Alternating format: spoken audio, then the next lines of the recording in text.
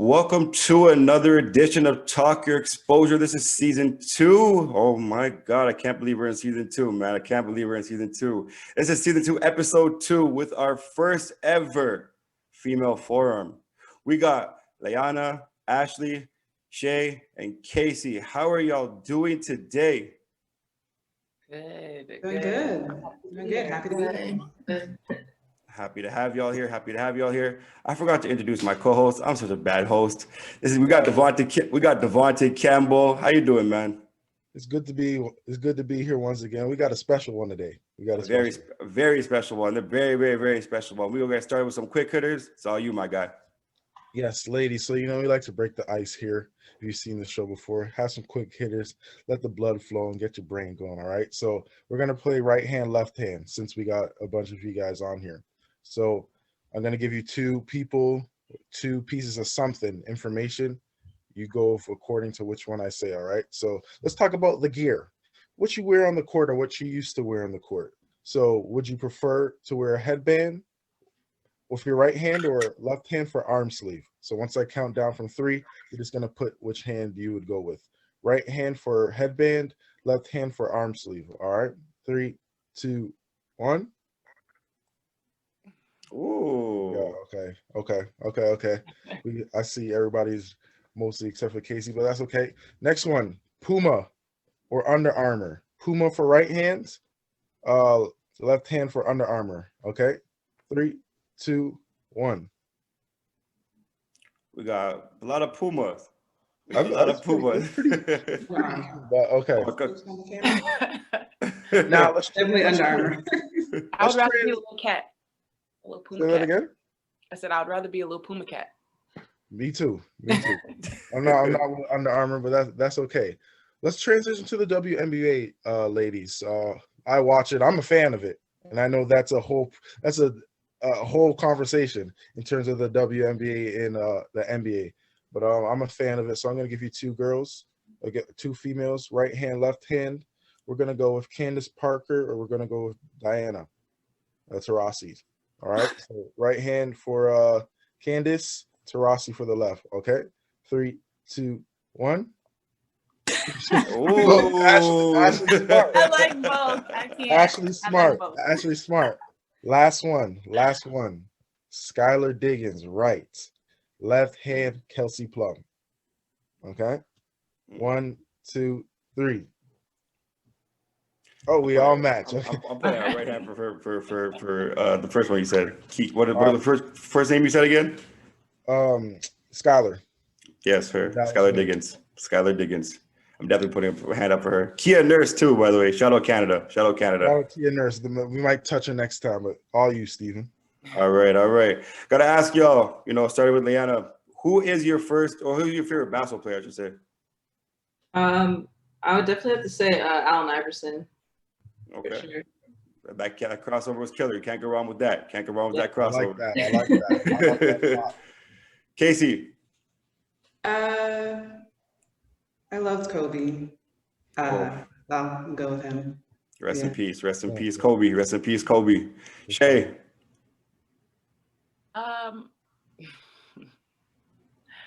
I want to say Pippen, because he always was like evolving. Like every time he did something, it was always better than the last time he did it.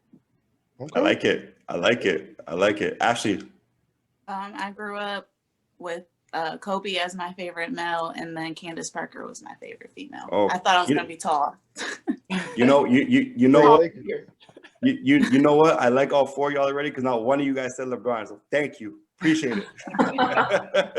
Not one of y'all said LeBron. I know a couple of y'all from Ohio, but you guys didn't say LeBron, so I respect it.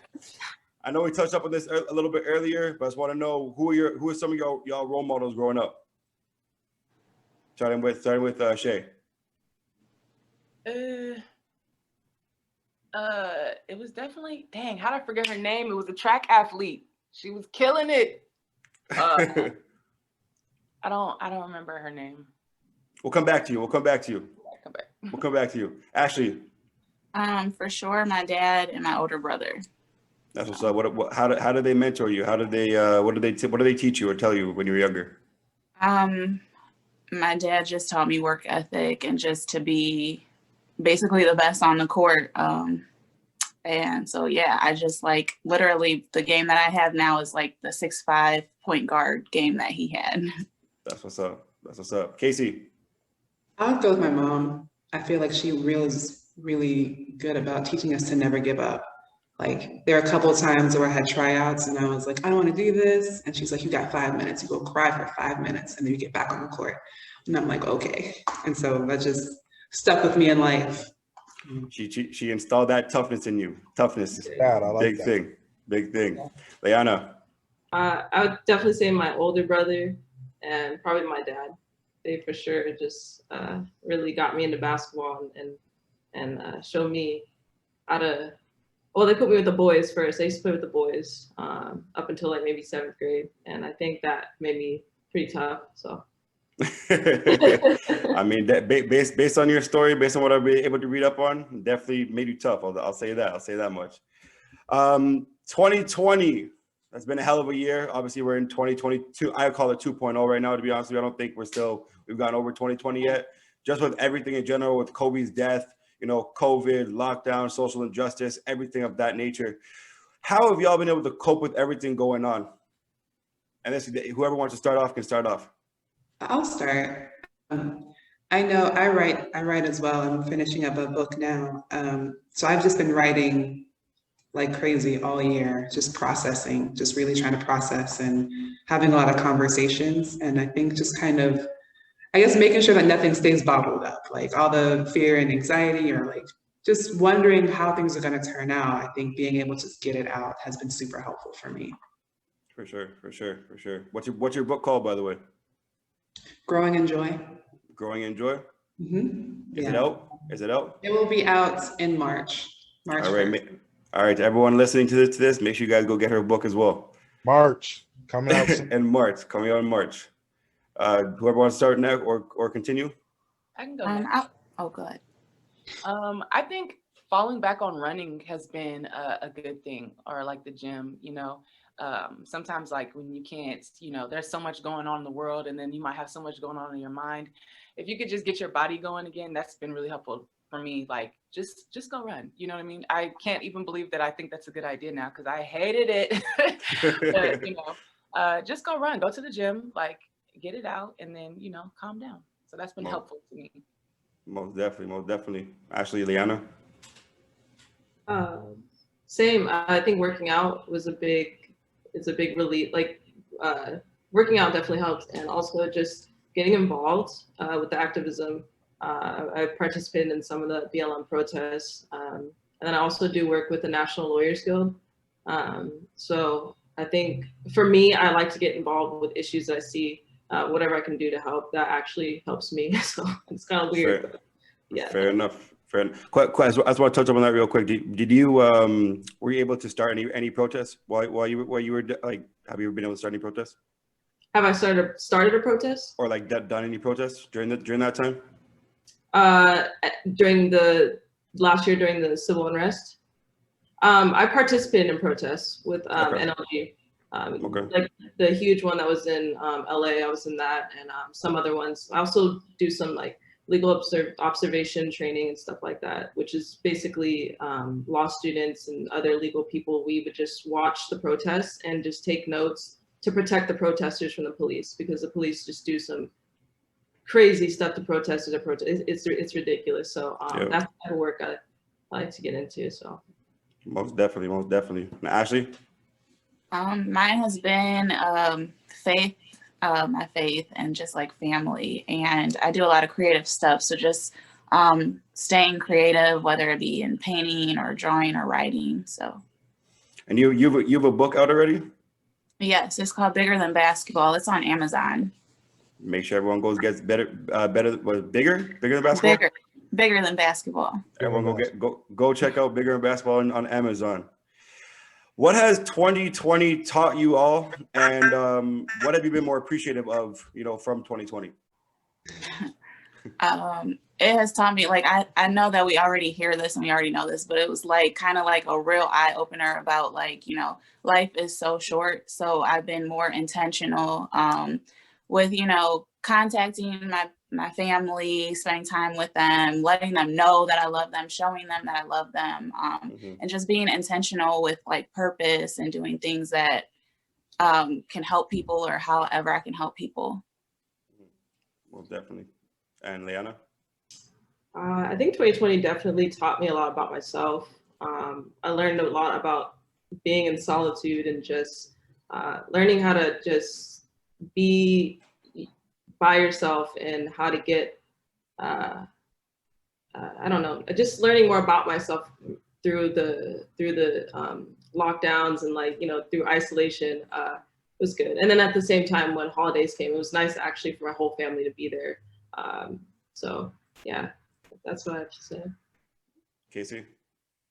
I think also a little bit of both. Like I definitely learned a lot about being intentional, just being intentional with like finishing things. I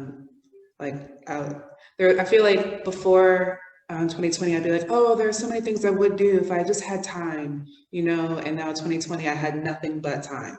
And so I had no excuse not to finish like books or like other random projects that I had started, but just kind of like let fall by the wayside. So I think 2020, I was really intentional about like, well, now you have the time that you said that you wanted, finish all the things that you said you wanted to finish. And so I took that.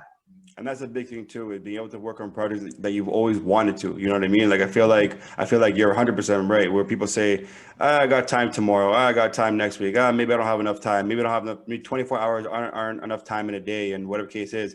Honestly, I feel like that used to be my mindset, but during 2020 in particular, like that's been the biggest thing for a lot of people to be able to kind of, you know, get over what they wanted to accomplish, not get over, but be able to accomplish what they want to accomplish and do things that they've always wanted to do. So I'm happy that you touch up on that, because that's key right now for a lot of people. Chey, we're going to come back to you right now, Chey. I'm sorry, it broke up, so I didn't get to hear the whole question. 2020, what has 2020 taught you as a whole?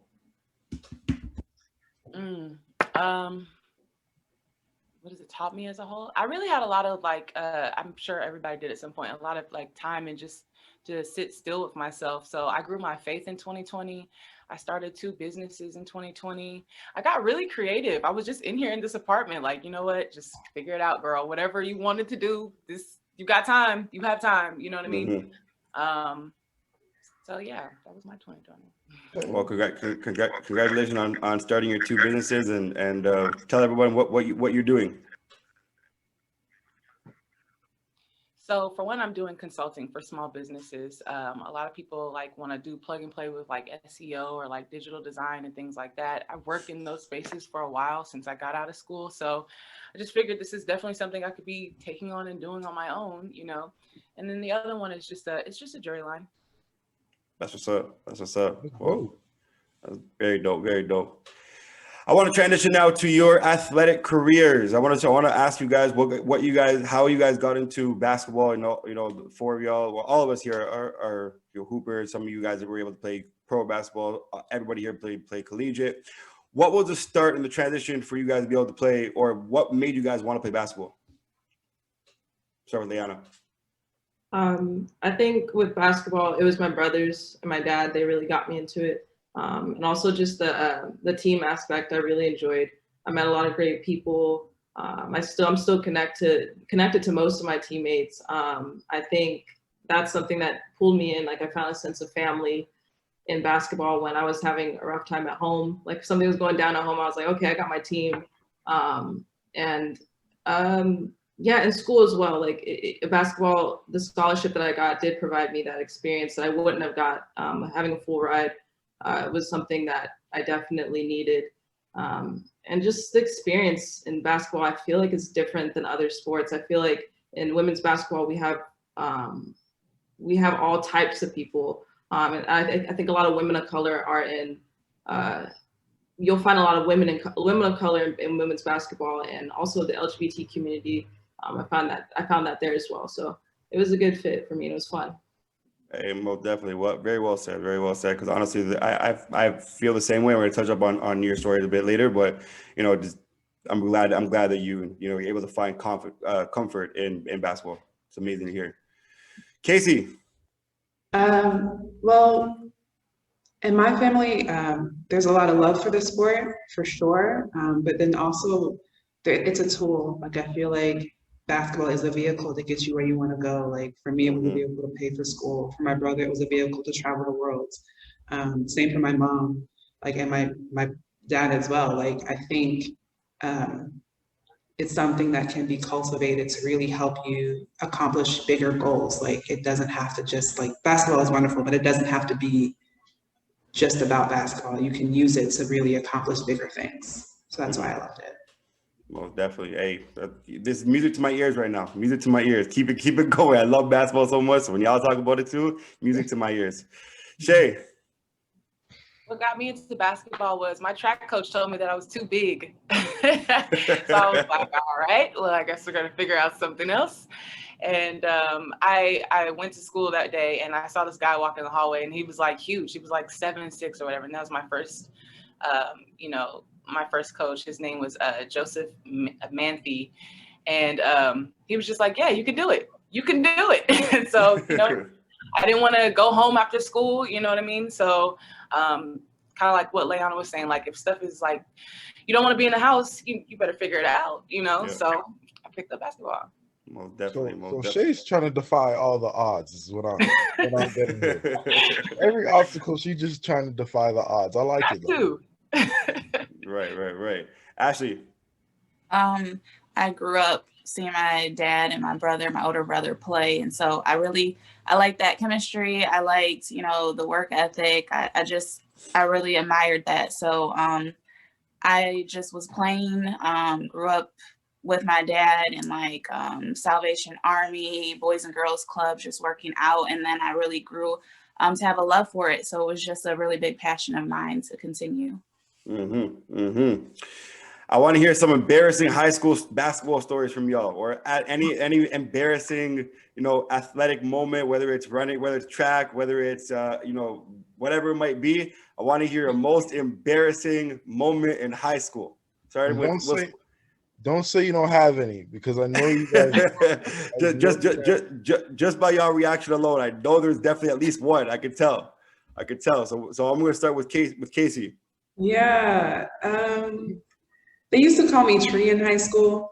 And so we'd be on the court and they'd be like, give it to Tree, give it to Tree.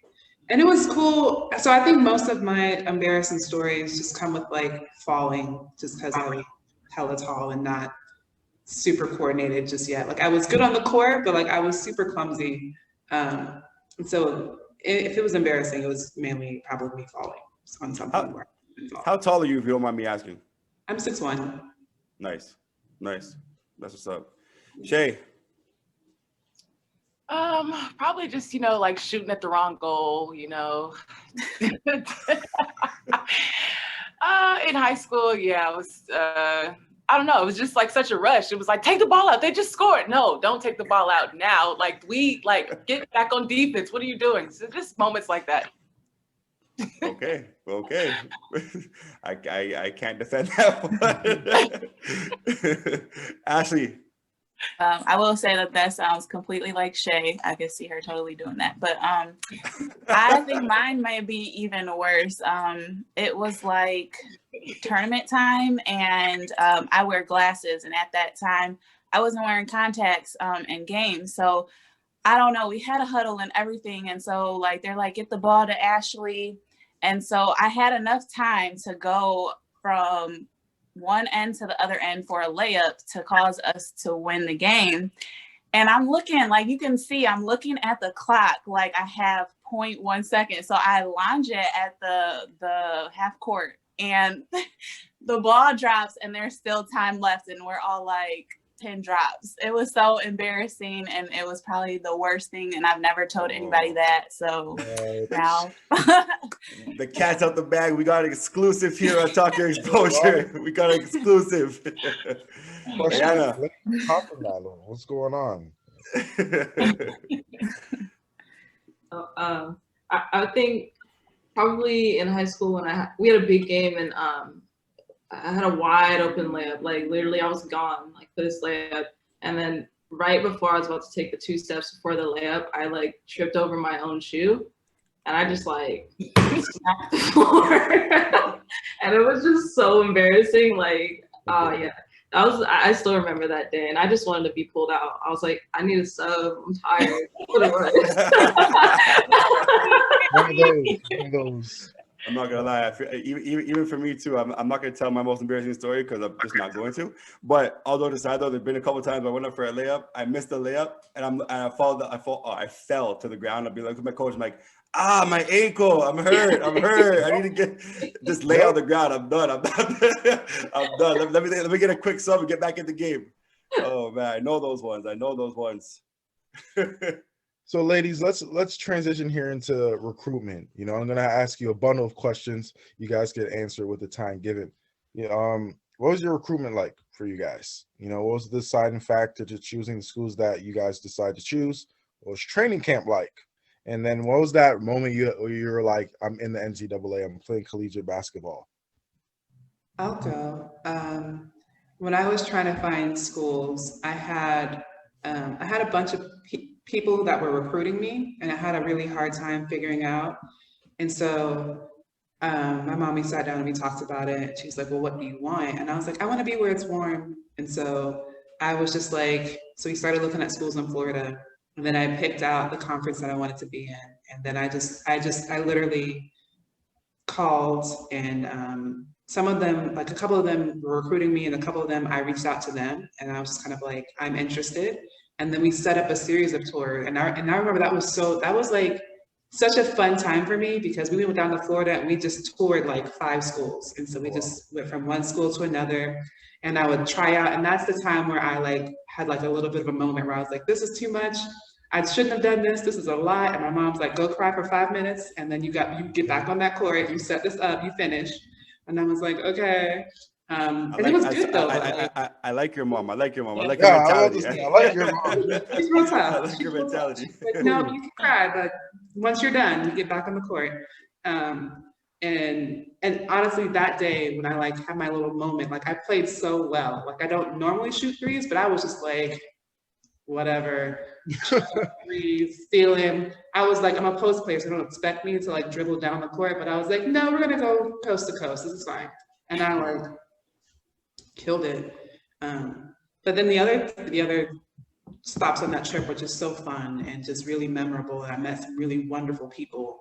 And so I think with recruitment, yes, you can go with who talks to you, but you can also reach out, and you can also negotiate different scholarships. Like there's a lot of asking for what I wanted that I just had to be bold about it and be like, I want to be here and I need this much money.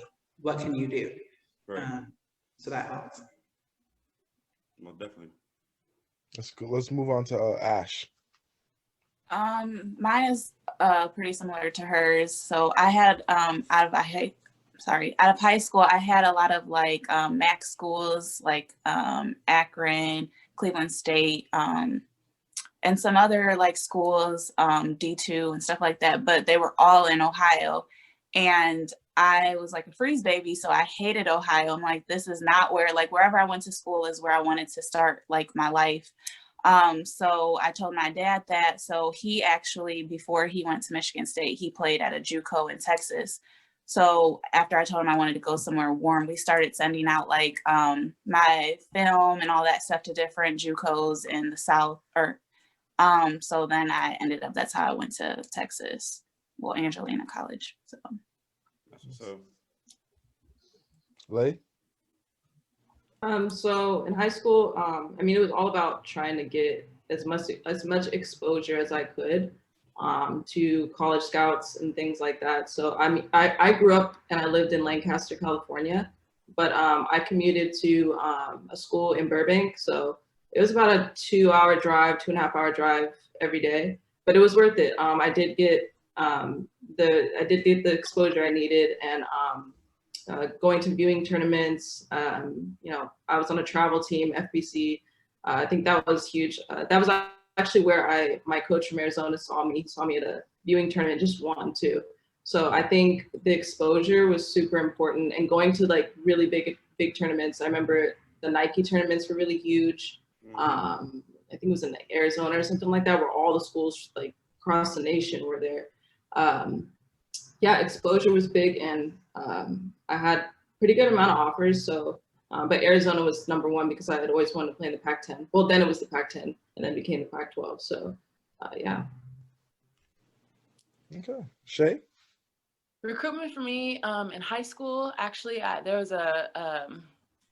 was playing on some traveling teams. I played AAU, and that was a different type of exposure for me too, because like it was all happening so fast. So actually, my original, the person who was like coming to the schools and was coming to see one of the point guards who was on my high school team. They weren't even coming to see me, but I was playing AAU, and then I was getting more exposure that way. And then one of my coaches ended up passing away. God bless him, Coach Todd, and so, you know, I kind of had to try to take a different route and figure it out from there. And the coach who came to see the point guard on my team actually picked me up as well. And so that's the JUCO that I went to, you know, with her. And she was really all about development. And I started to figure out like, okay, like I might have the size, but I need to understand how to like do this if I'm going to do this. So I went with her. And then from schools on after that, it was just about like, where can I be productive? Where can I have growth? And then ultimately just starting to understand what type of player I was going to be. Like, where can I get this degree at? Like, let's stop playing games. Where can I get my education? And, you know, thank you, everybody, you know? So that was how recruitment went for me. My recruiter from actually even University of Arizona, he recruited me, and then he left. So I came into like a whole new perspective of coaching staff because I didn't, you know, understand those coaches because I had been recruited by somebody else. So yeah. Most definitely. And real quick, ladies, real quick, just to add a little spice, real quick from everybody. Hardest check in college. Chey, we'll start with you. Hardest check? Yeah. Like reality check? No. Oh. Like you're defending this female. Who was the hardest check? If you didn't have one, you didn't have one. I'm gonna go with that. You know, you're a great defensive player. You know, you didn't have no problem. I was a great defensive player, but it was the twins, lady. You remember the twins from Stanford? Oh my gosh, she threw my shit into the damn. It was rude as hell. I was like, oh, okay, I have to put my away finger from on this. I So like yeah, that was the twins from Stanford. Who's that? NECA. Are you talking about NECA and the Gumake, right? The Gumake sisters. Yeah. So. Okay. Like, would you say the same thing? So, pardon, what'd you say? Would you say the same thing, or you? Well, definitely. I was a point guard, so I just stayed in my lane. Like, I try not to guard those people. I was like, you know what, y'all got that, okay? And so, they were good. Like, especially when they were both on the court at the same time. I was like, yeah, I don't know what we're gonna do about that, y'all. They definitely kicked our butts. I remember that game. That was tough. So, did you say at the time Stanford was your rival? Or not really? No, I don't think so. Who was our rival at that time? The competition always changed. Mm-hmm. I would say it was still like ASU was like the biggest game. I feel Makes like sense.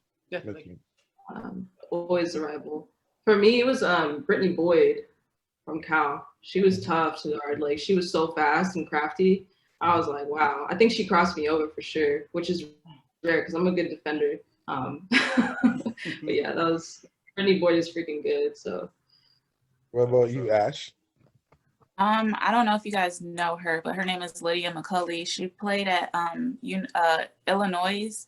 So I was a freshman in high school and she was a senior. And so that was a big task. Like, she had like these handles and she played like she had a game like a guy. So I know that like my game is defensive first, but like that was a tough challenge.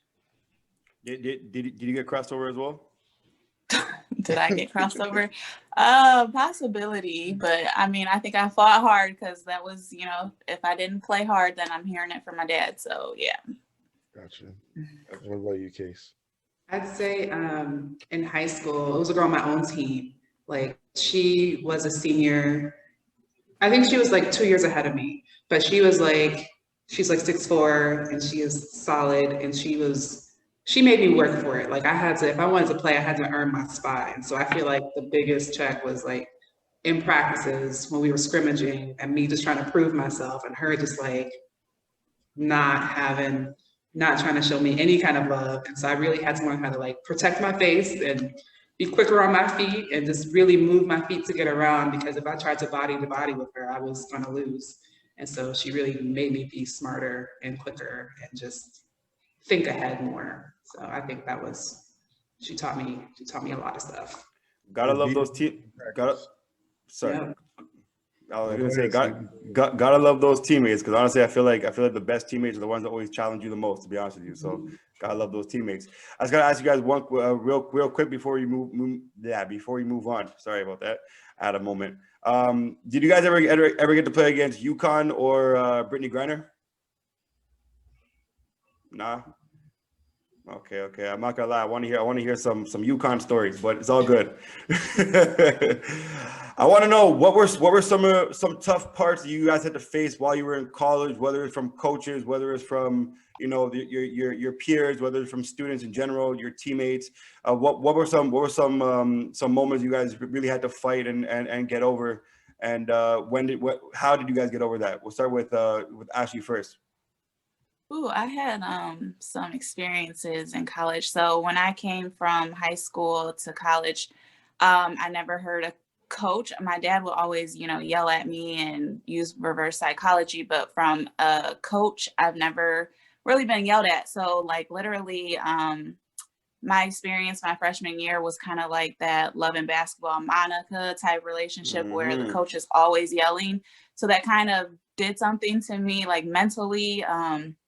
So that happened. And then like with teammates, I don't know what it was, but like when I got to Kent State, there was like some animosity between teammates. And there was actually where some post players, they wouldn't even pass me the ball and I was the point guard. So just imagine, what that conversation and what that looks like between and being a captain of the team and just having to, address this to the coach. So it was crazy. And then it ended up, dealing with some altercations, I would say. So, yeah. Do you want to share those altercations? I'm going to say, give some more exclusives on this show. You already gave one. I'm joking. I'm just joking. I'm just joking. Leave it at that. Safe to say. We'll play it safe. Hey, don't worry. We have a lawyer on the show right now, so don't worry. We got it. Yeah, you got my back. There you go. Chey.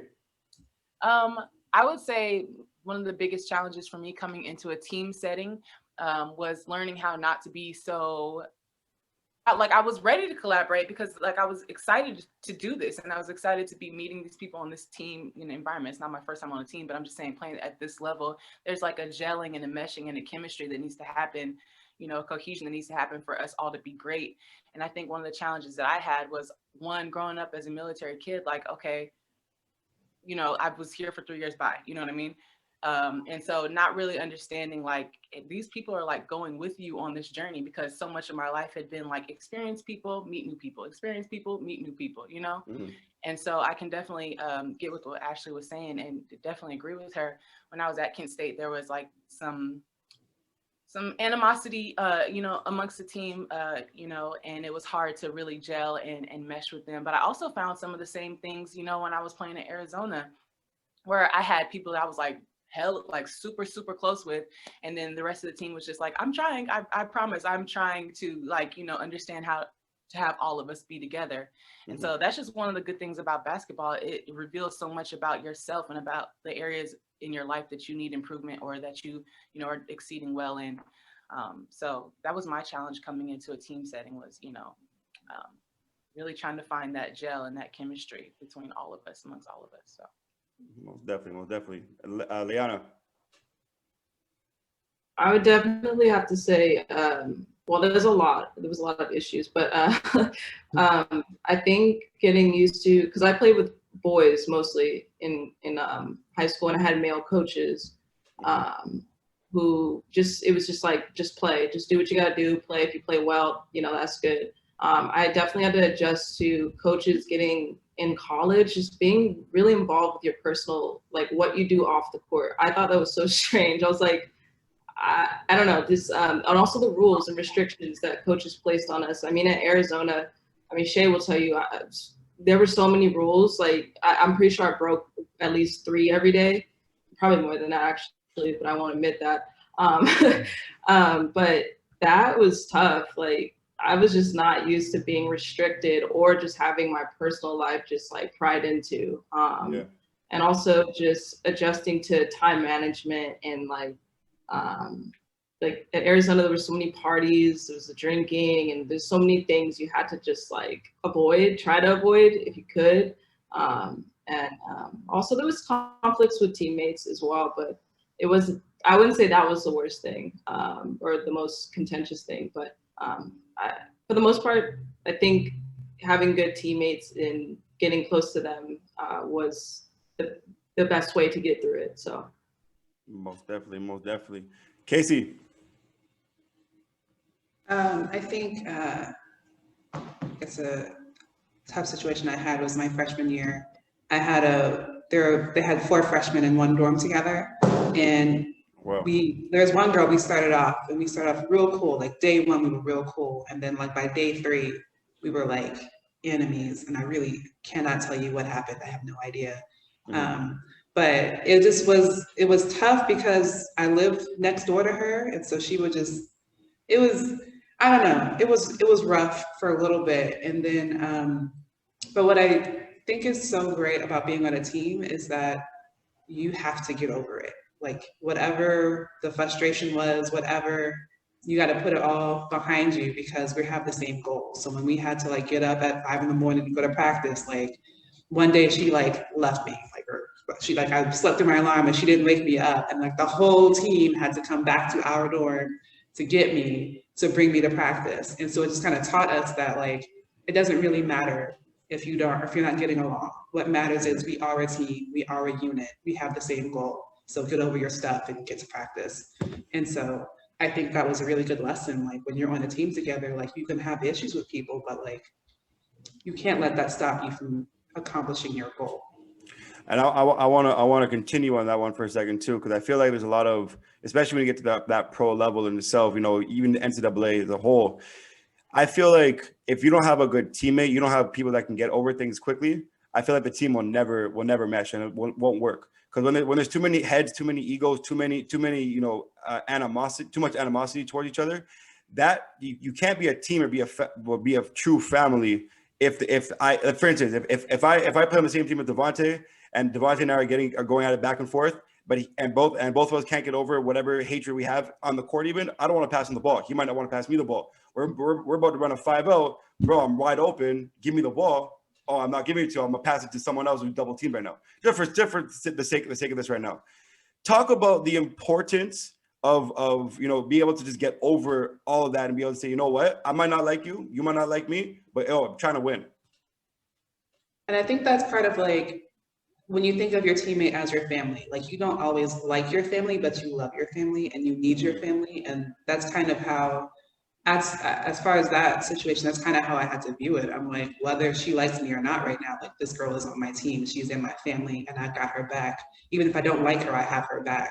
And so knowing that, I think that's needed for just like, to be on a team. You don't have to like them, but you have to have their back. You have to support them, and you have to be there for them because you need each other.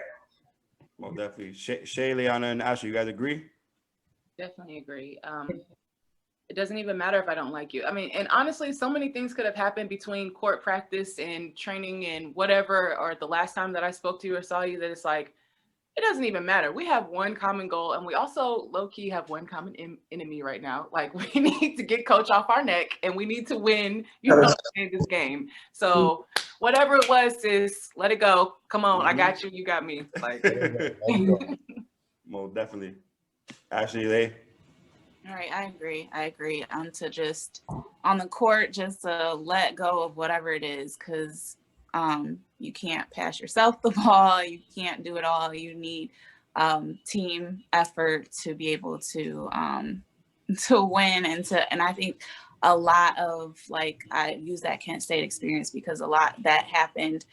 And I feel like on paper, we looked way worse than what we actually were. And that was because we couldn't gel together. We couldn't come together on the court to say, okay, I don't care how I feel about you, but, you know, being able to use each other's strengths.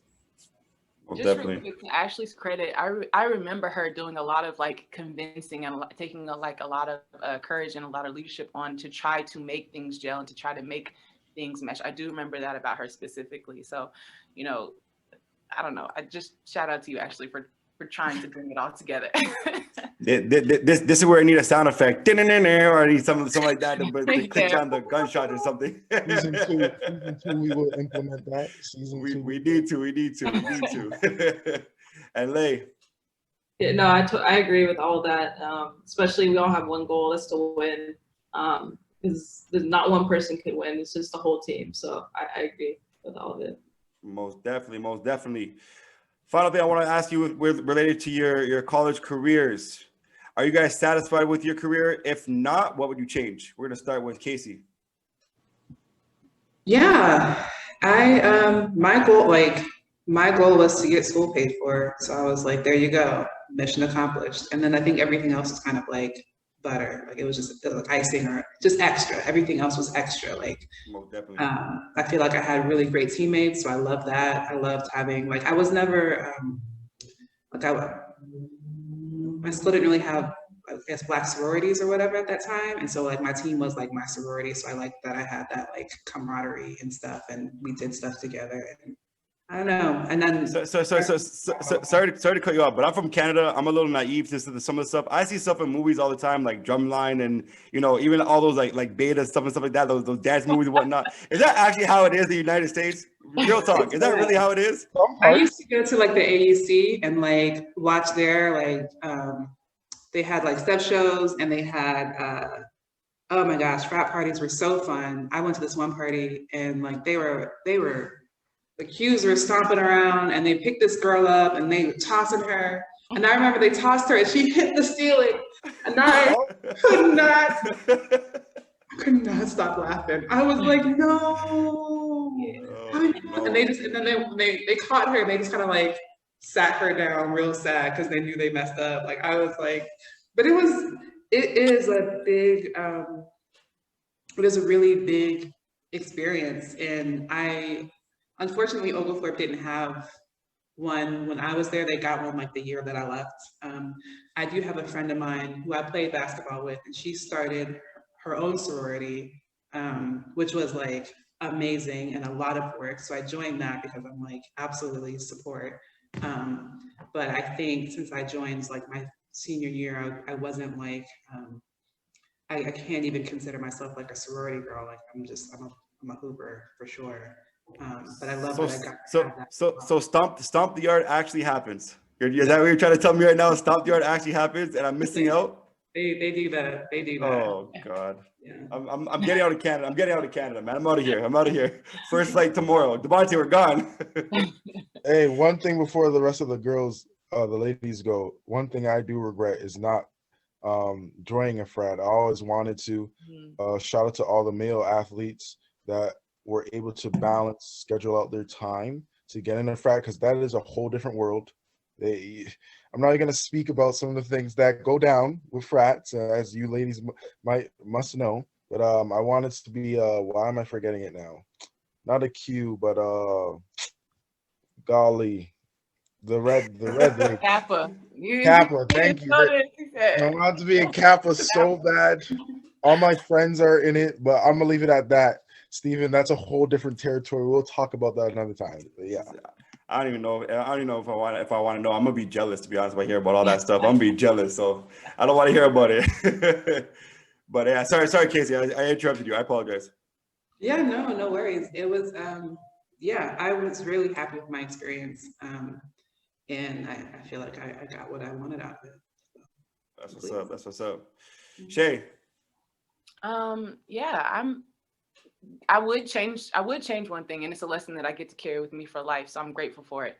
The one thing that I would change is when you get an opportunity that big, like, be more aware of how big the opportunity is so you can better take care of it. You know what I mean? Mm-hmm. But also I'm very happy with my experience because it was told to me over and over again that I wasn't going to do it, that I couldn't do it. I got a master's degree out of this. I got 3 degrees out of this. Like, I met a whole bunch of beautiful people in life. Yeah, I feel like I definitely snatched me one. And the lesson, again, that I would take with me from it is, about opportunity, about how to take care of an opportunity when it finally you're presented with it. So. Most definitely, most definitely. I love that. Love that. Lay. Yeah, I can't necessarily say I fully enjoyed the experience, but it has taught me a lot, and so I'm grateful for it. I think I wouldn't be in law school if it wasn't for how I experienced basketball in college. So, and also just the WNBA and the world of women's basketball. There's a lot of social justice leaders, in the Black Lives Matter movement. WNBA, they proudly wore Black Lives Matter on their shirt, like being on their uniforms. Breonna Taylor, all those things. So I'm really proud to be a part of that and having experienced, what I experienced at Pepperdine really just taught me resilience and all the people I met out of it. My best friend Shireen, like we met at Arizona in 2012, and I think just the experiences, whether they're good or bad, I've been satisfied with them. I wouldn't change them necessarily because I wouldn't be here where I am. So. What's up, Ashley? I'm like happy about my experience. I wouldn't really change anything about it. I feel like everything that I went through has made me who I am today. And it really prepared me for like real life encounters with people and just working through things. So I wouldn't change anything about that. But one thing I would change is I had made it on some billboards, and I just looked at it like, oh, that's normal. And I didn't take pictures. So like, I will never be able to like truly tell my children. They won't believe me that I was on a few billboards and Jumbotrons. So that's what I wish I could go back and do. That's what's up. Layana, you brought up a very, very key point right now that I wanted to touch up on the WNBA and their efforts with Black Lives Matter and the social justice and all that stuff. And honestly, what the WNBA did this year, I mean, the NBA did it too, but the WNBA, I feel like they took way a higher stand than what any other, league did. I give all my credit, all my shout outs to WNBA as a whole. Like even that in itself, I feel like women don't get enough credit, for that. And a lot of women in particular really did, were standing behind the whole Black Lives Matter stuff and Breonna Taylor in particular. We'd see it all the time. The WNBA also refused to play basketball for a while. Like they didn't even want to play. And that I feel like that started a movement with the NBA too. Talk to us a little bit about how you felt during that time and just just seeing that and like you said, I know you said you were happy to be part of it, but what can us males take away from that to see how strong women are as to be united and stuff like that during all that? Yeah, definitely. I think WNBA should get more credit than they've been given. But the thing to take away from that is it's not about credit for them. They truly care about these issues. They really want to contribute to making society a better place and getting rid of racism. And the WNBA, there's so many issues that they're dealing with themselves internally. They're dealing with unequal pay. They're dealing with racism within it. I mean, the Atlanta Dream? They had the owner of their team they've said that she's been, yeah. So, they deal with things on their own, and on top of it, they take on things that our country is facing, which shows you their strength off the court, which is incredible. So I really just love what the WNBA does. I just think they just deserve a lot more support and airtime. And honestly, like the pay needs to, I think that would be great to work on, just to, because they deserve it. They really deserve it. And on top of that, they're incredible players. I love watching the WNBA. Like just watching them play is really exciting. So to see them do all these things shows you like you just because you're an athlete, you're not just an athlete. You're also, you can also be an advocate. So I think I just love what the WNBA has done so far. So it's great. So. And I want to touch up on that one as well. Even just, getting more airtime, getting more recognition, stuff like that. That's 100% facts. And even, you know, when I was younger, the typical stereotype was females can't dunk, females can't jump, stuff like that as well. I feel like now everywhere you look at a TikTok, you look at a YouTube video, you see girls dunking all the time. Like that's so normal now. And like that's great to see. Like how does that make y'all feel? It's all, you know, all four of y'all can chime in on this, but how does that make y'all feel to see the I don't want to say the evolution, but for lack of better words, the evolution of female athletics and female, you know, progression? I think like once you know that something's possible, like it just kind of breaks down a lot of barriers. Like what about the 4-minute mile when like it was impossible and then somebody did it and then everyone did it. It was like it's like a mental block. Like once you know it's possible, it opens the door, which is why exposure is so important. Exposure is so important because it shows other people that this can be done. It's not as hard as you think it is. It's not unachievable. And so I think it's great. I think people are just waking up to what they've always been capable of doing. Most definitely. Most definitely. Chey, Ashley, or Layana, if you guys want to chime in. I just definitely think it's important to get more so behind women playing basketball. Now I feel like there's a new wave coming on. I would definitely be paying attention to the type of like propaganda that was going, I mean, not around Kobe's death, because that's definitely a sad and unfortunate event that we all felt. But you know what he was doing with his daughter, and just the way that if you just kind of like pay attention to like the media on his daughter, and I think that basketball, women's basketball specifically, because like you said, now every day you see girls dunking and girls like it seems like the athleticism is stepping up more and more and more. And I just think that that's a wave to pay attention to, but more than it being like a wave or a popular trend to pay attention to or get behind, people should always be getting behind women, because women are always behind, you know, people and the men that hold up society. It's always us that are behind and doing the most, I don't want to say the most to be comparative, but the most type of footwork, you know what I'm saying? And to Layana's point, like with the WNBA and how they supported all these social injustices, that was women taking on like that. I don't want to say only women, but you know, we took on a big help in that. So, you know, the moment that people really start getting behind women, specifically women of color, specifically Black women, I think that, you know, that's going to be a pivot in a huge way. So I'm always going to stand up for that and be an advocate for that. But yeah. I definitely want to get onto the impact that Gigi had in, you know, in only 12 or 13 years that she was alive, and she did some amazing things and you know, while she was here. I want to get into that as well afterwards, but you know, even just to see how I shouldn't be using the word evolution. I think that's the wrong word to say, but to see how much more I don't know the word to say, but you know, we see female referees now in the NBA. We see female managers now in the NBA. We see female owners in the NBA. We see, you know, and even just the NFL, NHL, that we're starting to see more female people in power. Even Kamala Harris, you know, now she's the VP of vice president. So like even just that in itself right there, like we're really seeing, you know, how women are getting the recognition that they deserve. Because I agree. I think for every strong man, every strong company, every strong person, there's always a strong female behind them. That might not get the recognition. So now to see that people are getting the recognition, the females are getting recognition, I think it's so important for that as well. You know what I mean? So Ashley and Layana, touch up on that for us, please. I think the exposure, like Kaci said, is super important. You know, because female athletes have been doing these things like dunking, and I think one of the most incredible things about watching women's basketball is their fundamentals. Like I would never suggest someone who's in the process of learning how to play basketball, I would say watch women's basketball. They really, they're smart players, and also they're very physical. If you go to an NBA game, if you compare the contact, in the WNBA, you really get hit. Like in college, everything. They teach you.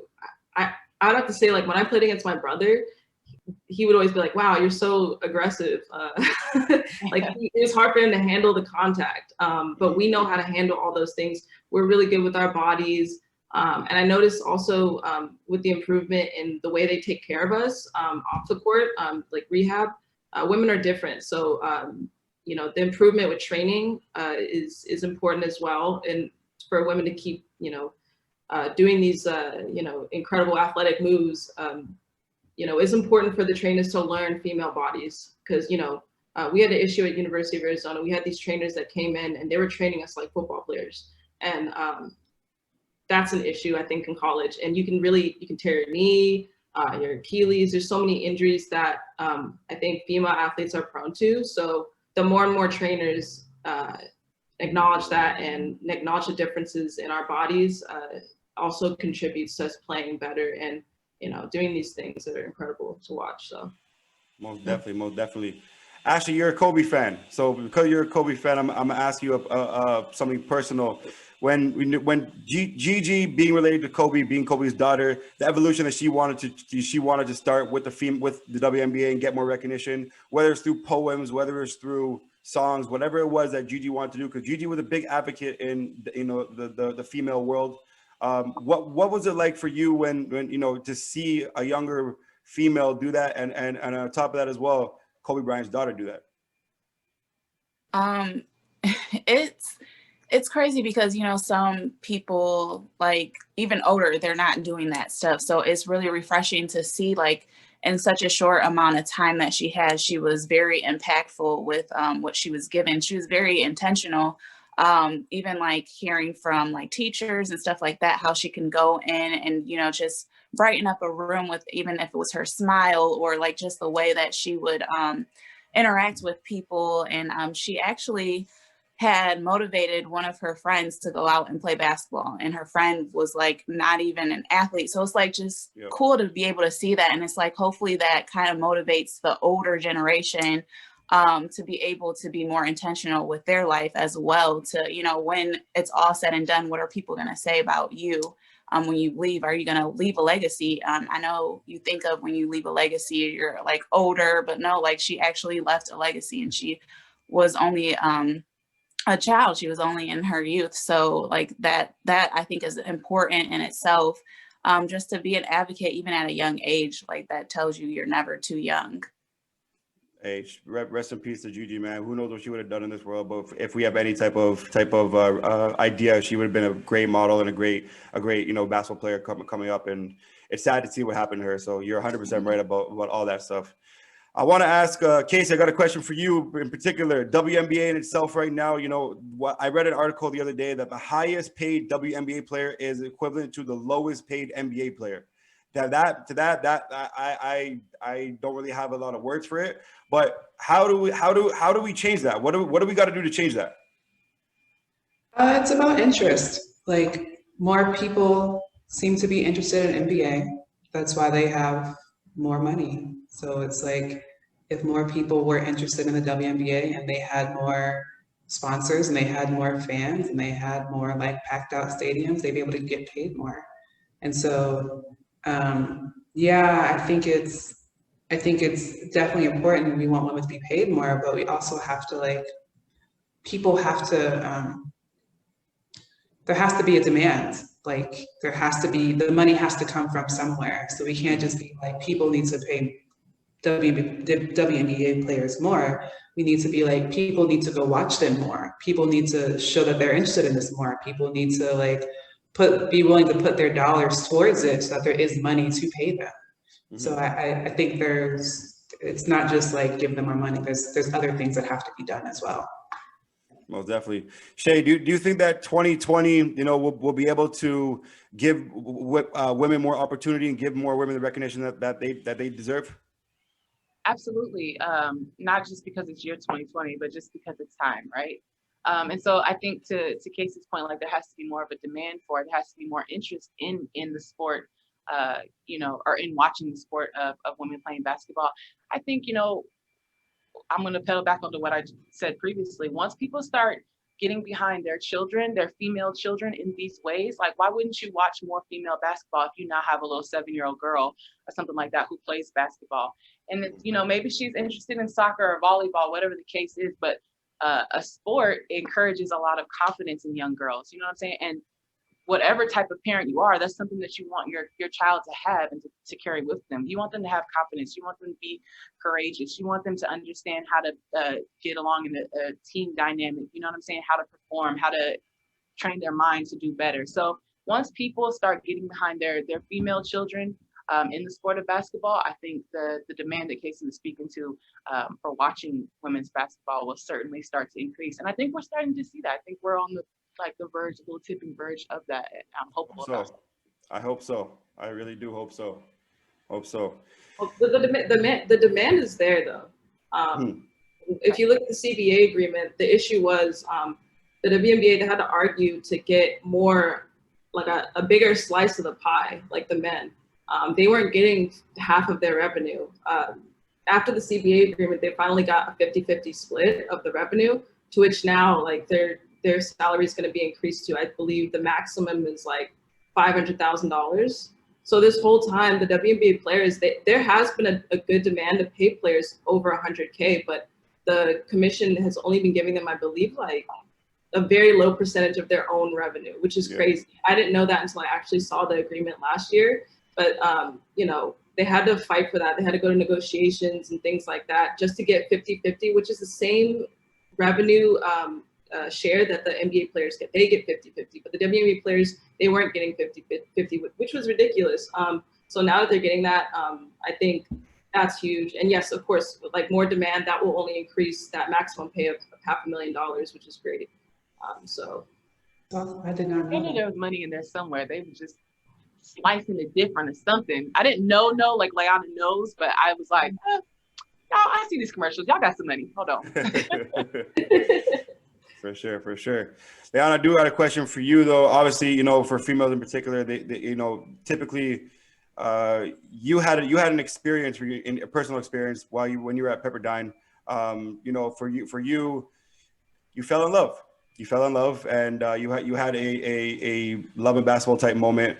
It was with a female, and there's nothing wrong with that. Nothing wrong with that at all. First of all, again, I want to give you credit for being open about it, because that in itself, I feel like it's hard in these days for people to come out and talk about.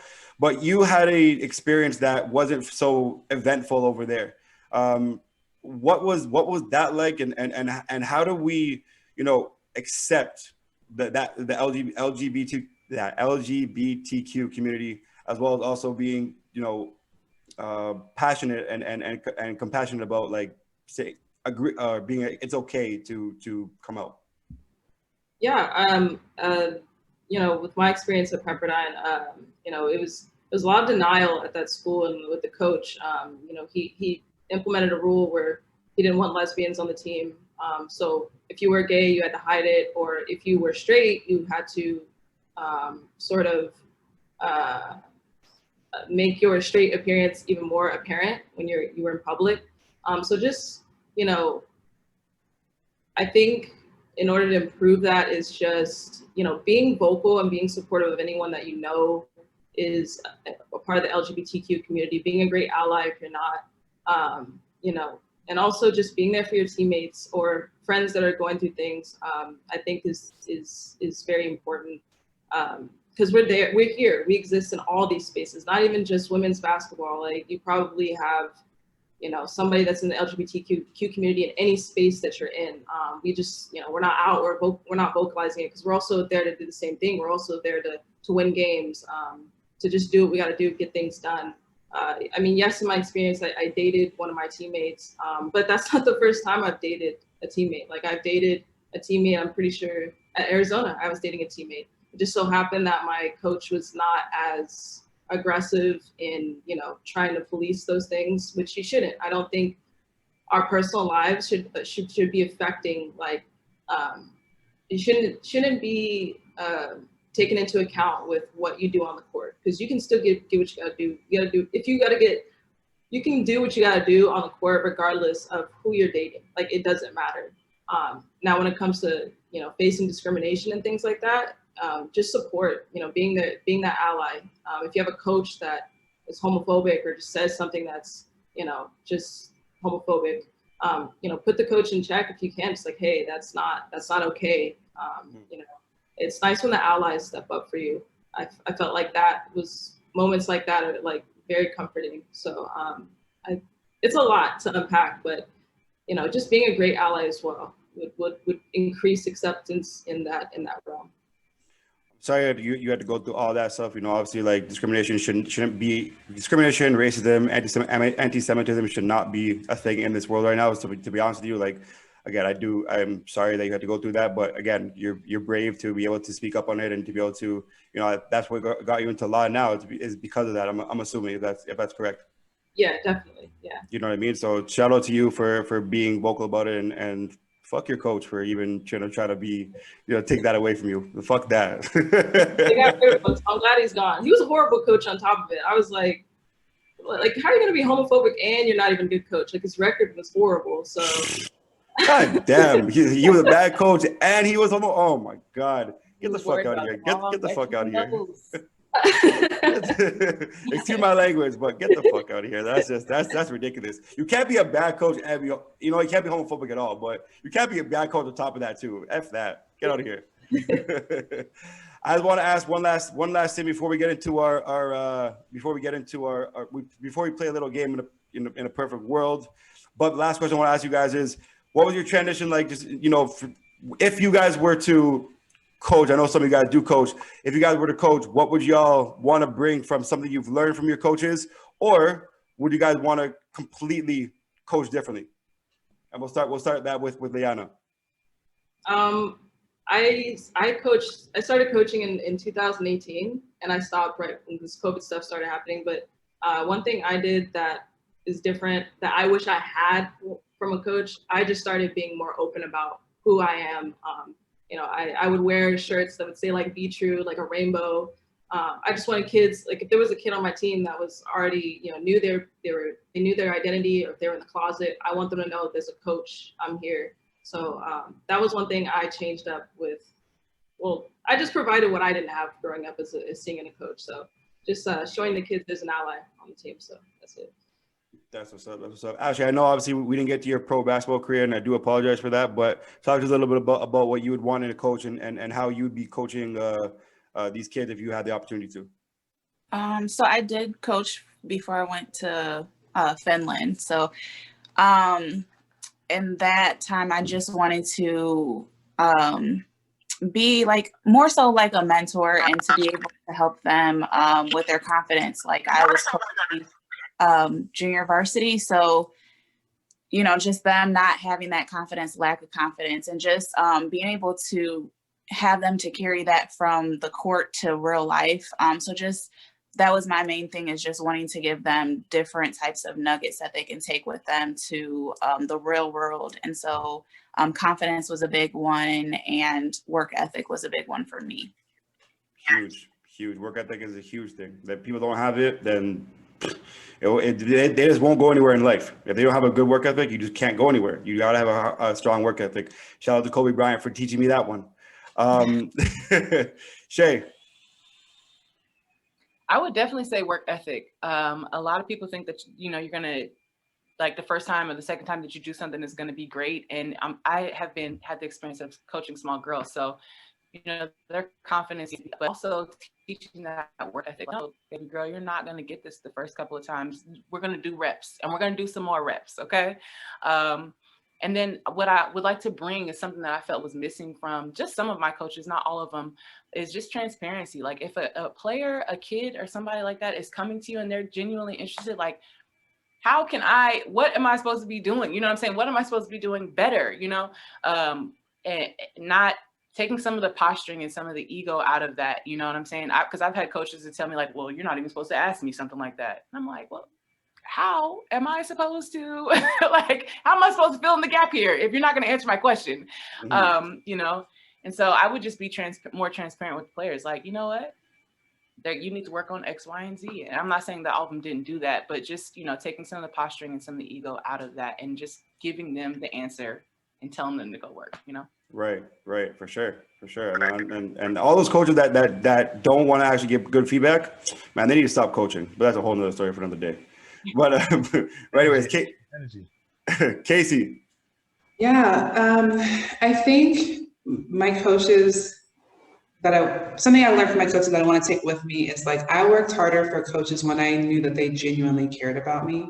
And so I would want to, when I coached high school girls, there are a lot of feelings high school girls have a lot of feelings. And so sometimes stuff going on in their personal lives affects how they play on the court. But like, if they don't feel comfortable saying like, I'm hurting in this way, I'm struggling in this way, then they can't work past whatever they're going through so they can let it go on the court. Like sometimes you have to have that kind of rapport where you can talk about it. Like if you're struggling, let me know so I can be there for you. But if I don't know you're struggling, I don't know how to support you. And so I think that's something that I had a little bit with some of my coaches, but I had a lot of male coaches, so it looked a lot different. Like the level of communication looked very different. And so that's one thing when I was coaching girls, I really wanted to let them know that like I'm here and I'm there for you. Most definitely, most definitely. We're about to get into our final segment called "In a Perfect World." Devontae. All right, ladies, to conclude the show today, we're gonna play a game called In a Perfect World. Now there's a bunch of you guys, so I'm gonna give the same scenario for everybody. You let me know. I'm actually very interested because as much as I'm into the WNBA, collegiate, I'm not there yet. So in a perfect world, senior year in high school, you have every offer in the world. You could go anywhere you want. You can't pick the school you're at before. Where would you go?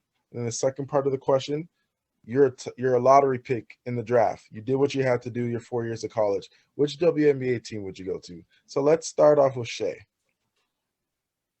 I would definitely go to Georgetown. I remember going on a visit there, and yeah, I would definitely go to Georgetown. Yes, I would. WNBA team? What WNBA team would I go to? I don't know. I don't know if I in perfect. You gotta give me one because I know if I was a female where I'd go. Maybe I'll share that after. LA Sparks. I mean, that would be cool. That would be cool. But what if I was a Mystic though? So Washington? Yeah. Okay. For sure. Kaci? I guess for college, I would go to Georgia Tech just because I really liked that school. Like I was at my school and I would be hanging out at Georgia Tech sometimes. So I really enjoyed just being over there. And then for WNBA, I do the dream, Atlanta all day. Atlanta. You staying in Atlanta. Okay. Yeah. In Georgia. Mm-hmm. Yes.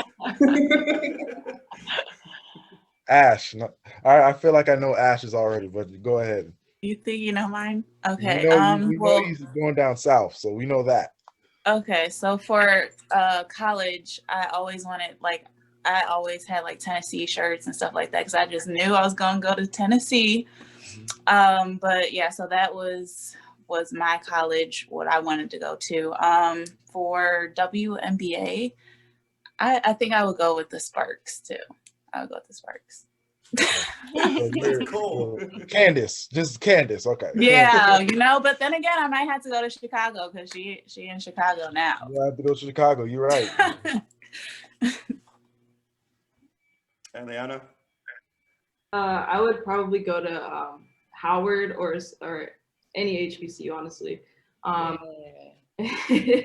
And I'd probably go to the Sparks for sure. I'd want to stay here, LA. Gotta rep. I'm definitely going to Las Vegas. I have a huge crush on Liz. That's my lady on Instagram. I post every once in a while, intentionally, just to, that's my lady right there. That's my lady. Shoot your shot. You got to. Are you? All right, final question that we want to ask. We ask all of our guests this last question. Who's somebody that you would like to see on this show? But here's the kicker, though. Y'all got to help us get them. We'll start with Shailene. I want to see Candace Worthen on this show. I want to see Lynette Holmes. Lynette has an amazing story. Lynette has an amazing story. Write these down. I want to see Jamie Jackson on the show. Another player, she went to UNLV. I also played in high school with her. She has a great story too. Those are some people I would love for them to share with the world what they went through. Say no more, but remember, you got to help us get them on this show. I'm writing all the names down. I'm writing all the names. Yes. Kaci. I really liked Maya Moore. I saw her recently, like she trained very briefly with Top Key years and years and years ago. And then I saw her at Passion City Church maybe like 2 years ago, and she was on a panel, and it was really cool hearing her talk. I think she's just a really wonderful person, so I think she'd be great on the show. I mean, every name is a big name, but that's a big name too. Remember, again, like I said, you got to help us get them on the show. Ashley.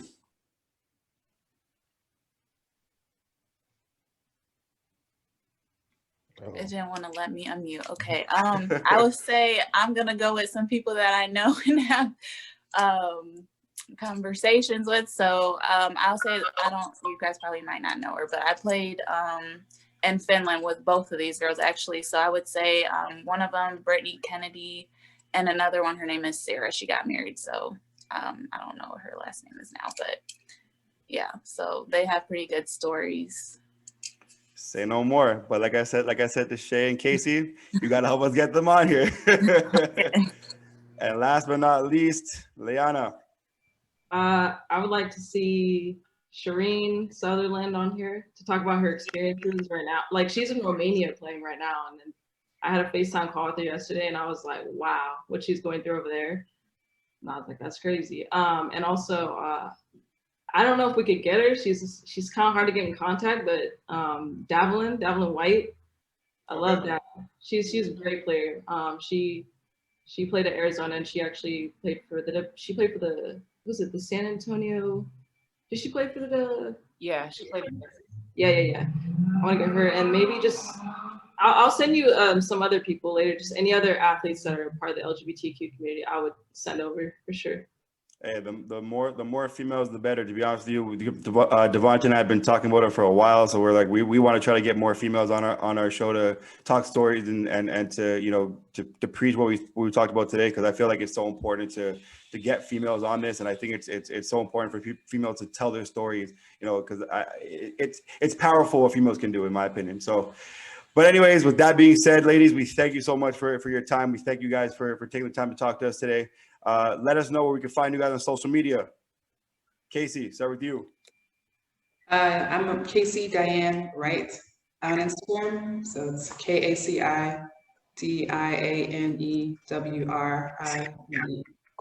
All right. Chey. Shailene, the big trophy. All right. Hear that? All right. Ashley.